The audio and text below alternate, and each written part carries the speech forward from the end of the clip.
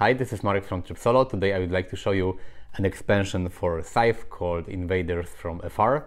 Thanks Stonemaier Games for sending it for review. And this expansion basically adds 2 new factions that you can play with. So now with 5 factions from the base game and 2 additional factions here, you can play with up to 7 people. You can play Scythe with up to 7 people. I will make a quick unboxing. I will show you the new components because they are basically connected with the 2 new factions, and then we will be back here and I will tell you my opinion on this expansion. So let me show you the content of this expansion. The box is quite small. Let me open it. Okay, so first you have this short rulebook. It tells you how to play with 6 or 7 players. And you also have description of these 2 new factions, Albion and Togawa. So everything is here, some backstory, how the factions, enter the world of Scythe. So this is quite cool. You have short information about Automa and the changes to solo play. 2 reference cards for playing solo, the new abilities of these 2 factions. And now we have the faction boards. One is for Albion and one is for Togawa. You have this faction ability, mech abilities. As you know, they are asymmetrical, so every faction in Scythe plays a little different. You have these 2 player boards. They are a little different from the one from the base game. So, when you play it, you randomize this, and you can play the game. And now we have some tokens. We have new coins of higher value of 50. And we also have 2 tokens that you should use if you play with 7 people. They replace some abilities of 2 factions from the base game, abilities that are not very useful when you play a 7-player game, so you have to replace them. And new coins. Here we have all the tokens for both factions, apart from the tokens that you know from from the base game. They are just different colors. Here are the special tokens for Togawa. These are traps tokens. You have 4 of them. You can place them on territories in the game. I will tell you more about it in the summary part of this video. But you have new tokens for Togawa and all the player bits for Albion, and also you have 4 flag tokens that your faction can leave on territories on the game board. And the most interesting thing are the minis, and you have 2 new characters and 8 new mechs. Here are the new mechs for Albion. They are really cool, very armored. And here is the character for Albion with a boar, and here is the character for Togawa. This is a cool monkey, and the purple mechs for Togawa.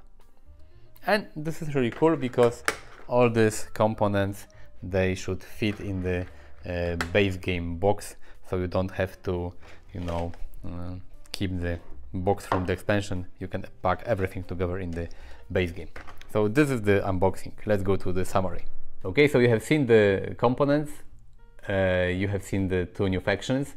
So one is called Albion, and this faction is about territories, and you get 4 special flag tokens that you can leave on a territory when you end your move there with your character.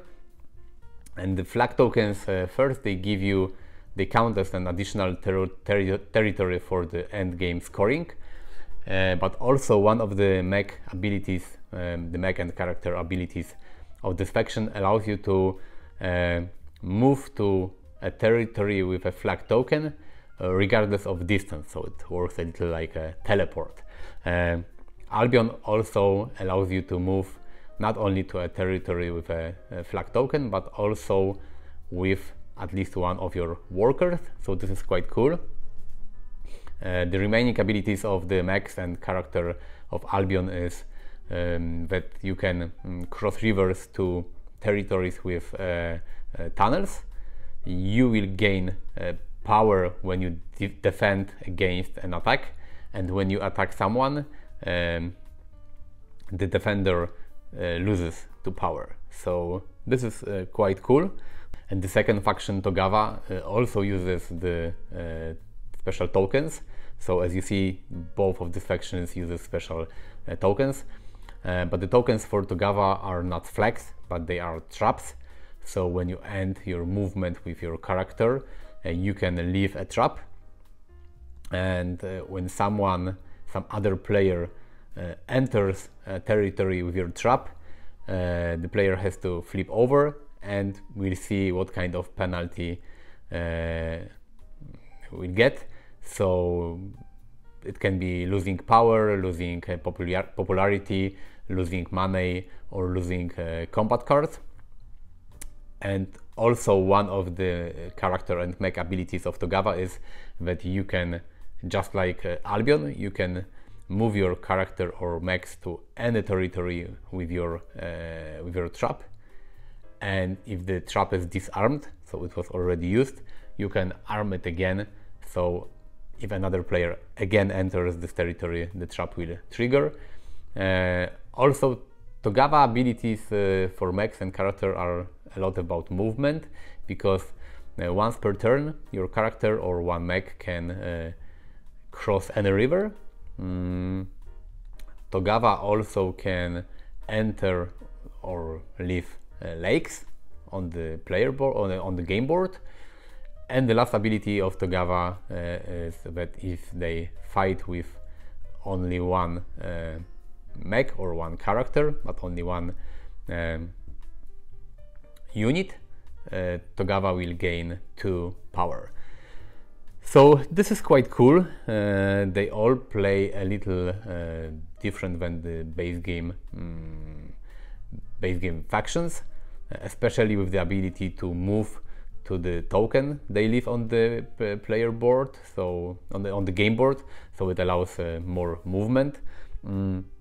If you want to play with 6 or 7 players, it's really cool, because I don't have any other game like Scythe that you can play with so many people. It's really cool, but you have to remember that the board will be a little crowded with 7 factions fighting for for influence and for territories.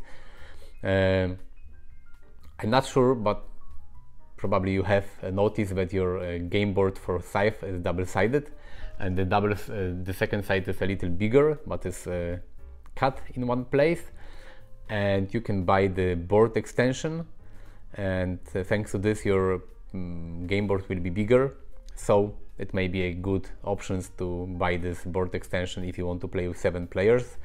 But even if you play solo, having 7 different factions to choose from is really cool.